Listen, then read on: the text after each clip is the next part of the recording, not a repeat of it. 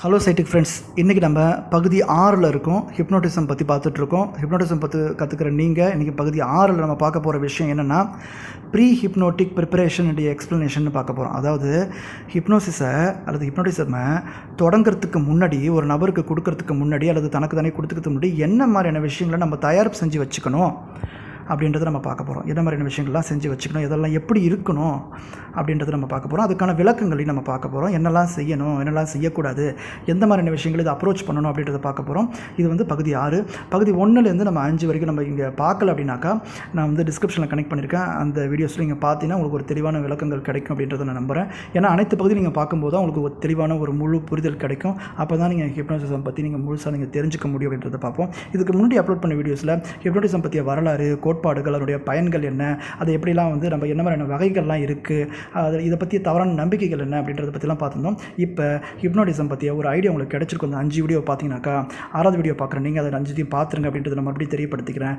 இந்த வீடியோவில் நம்ம என்ன பார்க்க போகிறோம்னா ஹிப்னோட்டிசம் தொடங்குறதுக்கு முன்னாடி அது எப்படிலாம் தயார்படுத்தணும் அப்படின்றத பார்க்க போகிறோம். ஃபஸ்ட்டு விஷயம் என்ன பார்க்க போகிறோம் அப்படின்னாக்கா கேஸ் ஹிஸ்ட்ரி எடுக்கணும். அதாவது நீங்கள் ஒரு ஹிப்னோதெரபிஸ்ட்டாக இருக்கீங்க அப்படின்னாக்கா, அல்லது என்னென்னா டேரெக்டாக போய் ஒரு பர்சனுக்கு அப்படியே நீங்கள் மட்டும் பண்ணிட முடியாது.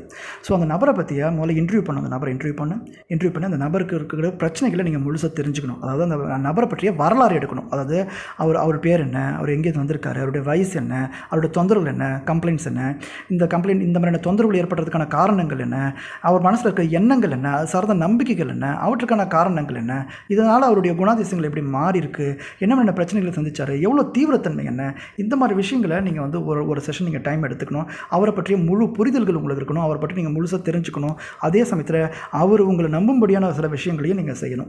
அதாவது அவர் வந்து உங்களை நம்பணும். அது ரேப்போ எஸ்டாப்ளிஷ் பண்ணணும். இதான் முதல் விஷயம். ஹிஸ்ட்ரி எடுக்கிறது இதுதான் ஃபஸ்ட்டு பாயிண்ட். இதை நீங்கள் சரியான முறையில் பண்ணிட்டீங்கன்னா அடுத்தது என்ன பண்ணணும்னா, அவருக்கு இந்த ஹேண்ட்லிங் மித்ஸ்ன்னு சொல்லுவாங்க. அவருக்கு நம்ம இதுக்கு முன்னாடி அப்லோட் பண்ண வீடியோஸில் கட்டுக்கதைகள், தவறான நம்பிக்கைகள் இருக்கும். இப்போ நீங்கள் ஹிப்னோட்டிசம் தான் கொடுக்க போகிறீங்க அப்படின்னாக்கா அவருக்கு என்னென்னா அதை பற்றி தவறான நம்பிக்கைகள் இருக்கும். என்ன விதமான தவறான நம்பிக்கைகள்லாம் இருக்குது அப்படின்றத நீங்கள் ஒவ்வொன்றா அவர்கிட்ட கேட்டு அவருடைய பயத்தை கொஞ்சம் கொஞ்சமாக பார்க்கணும். அதாவது நீங்கள் அவருக்கு என்ன பண்ணால், என்ன செய்ய போகிறீங்க, எப்படி செய்ய போகிறீங்க, என்ன மாதிரியான விஷயங்களை செய்ய போகிறீங்க அப்படின்னு ஸ்டெப் பை ஸ்டெப் ப்ராசஸை கரெக்டாக ஒரு விலைக்கு சொல்லிட்டு தான் நீங்கள் ஆரம்பிக்கணும். சரிங்களா? அப்போ அவர் பற்றிய தவறான நம்பிக்கைகளை நீங்கள் எடுக்கணும். ஏன்னா தவறான நம்பிக்கைகள்லாம், அந்த பயம், அந்த அச்சம்லாம் போனால் தான் அவருடைய முழு கோஆப்ரேஷன் கிடைக்கும். அவருடைய பிஹேவியரோட எண்ணங்களை நம்ம மாற்ற முடியும். 3வது விஷயம் என்னென்னா டெஸ்ட் ஆஃப் சஜஸ்டபிலிட்டின்னு அர்த்தம். இது என்னன்றதை பற்றி நான் அடுத்த வீடியோவில் நான் உங்களுக்கு விளக்கி சொல்கிறேன். ஏன்னா நிறைய விதமான சஜஸ்டபிலிட்டி டெஸ்டஸ் இருக்குது. அதாவது ஒருத்தர் ஹிப்னோசிஸ் ஸ்டேட்டுக்கு கொண்டு போகணுன்னா டேரெக்டாக போயிட முடியாது. சின்ன சில டெஸ்டஸ்லாம் இருக்குது. சின்ன செயல்முறைகள் இருக்குது, சோதனை செயல்முறைகள் இருக்குது. அந்த சின்ன சோதனை செயல்முறைகளை முதல்ல நம்ம அவருக்கு அப்ளை பண்ணி பார்க்கணும். அதை கரெக்டாக அப்ளை பண்ணி அதுக்கு அவர் கரெக்டாக ஒத்துழைப்பு கொடுத்து மனசை அதுக்கு தயார்படுத்துறது. ஒரு வார்ம் அப் மாதிரி, ஒரு பெரிய ஒரு எக்ஸசைஸ் பண்ணுறதுக்கு கூட சின்னதாக ஒரு வார்ம் அப் பண்ணுற மாதிரியான இந்த ஹிப்னோட்டிசம் பண்ணுறதுக்கு ஒரு மனசையும் உடம்பையும் தயார்படுத்துறதுக்கான சின்ன எக்ஸசைஸ் இருக்குது. ரொம்ப இன்ட்ரெஸ்டிங்காக இருக்கும் அடுத்த வீடியோ. ஸோ அந்த வீடியோ நீங்கள் எல்லாமே இந்த வீடியோலாம் பார்த்துட்டு இந்த வீடியோ பார்த்தீங்கன்னா ரொம்ப அது யூஸ்ஃபுல்லாக இருக்கும். ஸோ சஜஸ்டபிலிட்டி அது ஜஸ்ட் எப்படி பண்ணுறதுன்றது நான் அடுத்த வீடியோவில் சொல்கிறேன். ஸோ இதுவும் ரொம்ப முக்கியம். 4வது விஷயம் என்ன பண்ணுறோன்னாக்கா, நான் அந்த ஹிப்னோசிசம் பண்ணுறதுக்கான ஸ்பேஸ் கரெக்டாக இருக்கும். ரொம்ப கை கால் நீட்ட முடியாமல், இடைஞ்சலாக, அன்கம்ஃபர்டபுளாக அந்த பிளேஸ் இருக்கக்கூடாது. சரியான ஒரு படுக்கையான ஒரு பொசிஷன் இருக்கணும். அது அவருக்கு ரொம்ப கம்ஃபர்ட்டாக, ரொம்ப ஒரு சௌகரியமாக, எந்த விதமான தொந்தரவும் இல்லாத ஒரு இடமா பார்த்துக்கணும். நல்ல ஸ்பேஸ் இருக்கணும். கை கால் நீட்டி கரெக்டாக படுத்துக்கிட்டு சௌகரியமாக படுத்துக்கிற மாதிரி இருக்கணும். சத்தம் இருக்கக்கூடாது. அடுத்தது திடீர்னு ஒரு சத்தம், திடீர்னு ஒரு சவுண்டு கேட்குற மாதிரி இருந்ததுன்னா நீங்கள் பாதி தூரம் ஒரு ஹிப்னோட்டிக் ஸ்டேட்டுக்கு கொண்டு போனோடனே படார்னு அவருக்கு டக்குன்னு விழிப்பு வந்துடும். ஸோ சத்தம் கேட்காத, காமாக இருக்கக்கூடிய, வெளி சத்தங்கள் உள்ளே வராமல் இருக்கக்கூடிய ஒரு பிளேஸாக அது இருக்கிறதுக்கு பார்த்துக்கணும். அடுத்தது என்னென்னாக்கா, லைட் வந்து டேரெக்டாக ஒரு மூஞ்சில் அடிக்கிற மாதிரி இருக்கக்கூடாது. டிம் லைட்டாக, ஒரு கரெக்டான லைட்டாக இருக்கணும். அவர் நேரடியாக ஒரு முகத்தில் நிச்சயமாக வெளிச்சம் இருக்கணும். ஆனால் வெளிச்சம் வந்து நேரடியாக ஒரு மூஞ்சில் வந்து படாமல், சன்லைட்டாக இருக்கட்டும் அல்லது வந்து வேறு ஏதாவது லைட்டாக இருக்கட்டும், அந்த லைட்ஸ் வந்து ஒரு பிரைட்னஸ் வந்து இல்லாமல் இருக்கிற மாதிரி பார்த்துக்கணும். ஸோ இதெல்லாம் வந்து அவர் ஹிப்னோசிஸ் ஸ்டேட்டுக்கு கொண்டு போகிறதுக்கு ரொம்ப ஹெல்ப்ஃபுல்லாக இருக்கும். 7வது விஷயம்னா திடீர்னு மொபைல் அடிக்கிறது, ஃபோன் அடிக்கிறது, இந்த மாதிரி விஷயங்கள் இல்லாமல் ஃபோன் எல்லாம் வந்து சுவிச் ஆஃபில் இருக்கணும். ஃபோன் வந்து ஒரு கையிலேருந்து தொடர்புலேருந்து எட்டாவது முயற்சி பண்ணணும்.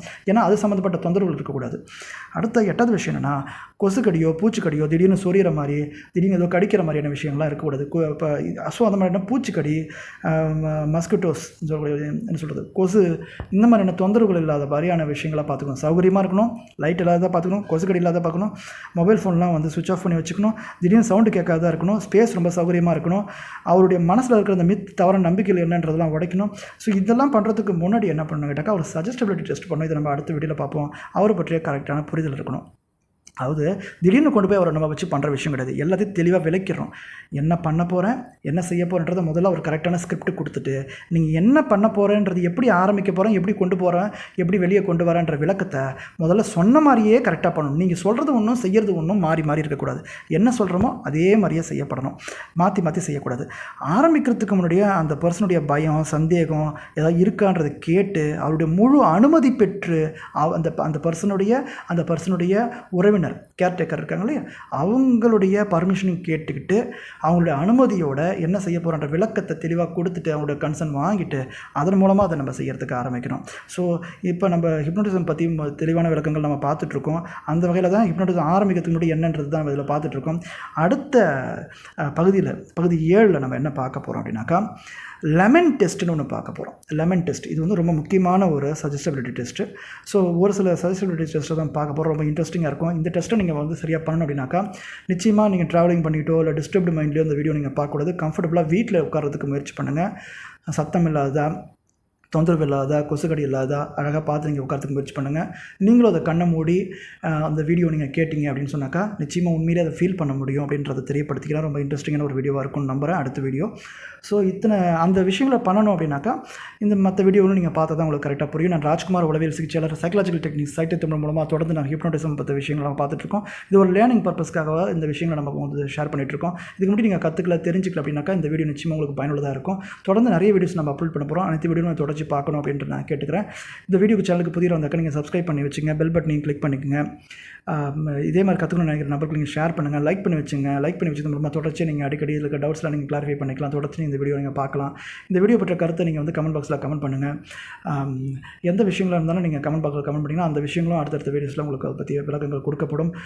நிறைய பகுதிகள் பார்க்க போகிறோம். நான் ராஜ்குமார் உளவியல் சிகிச்சை. தேங்க்யூ ஃபார் வாட்சிங்.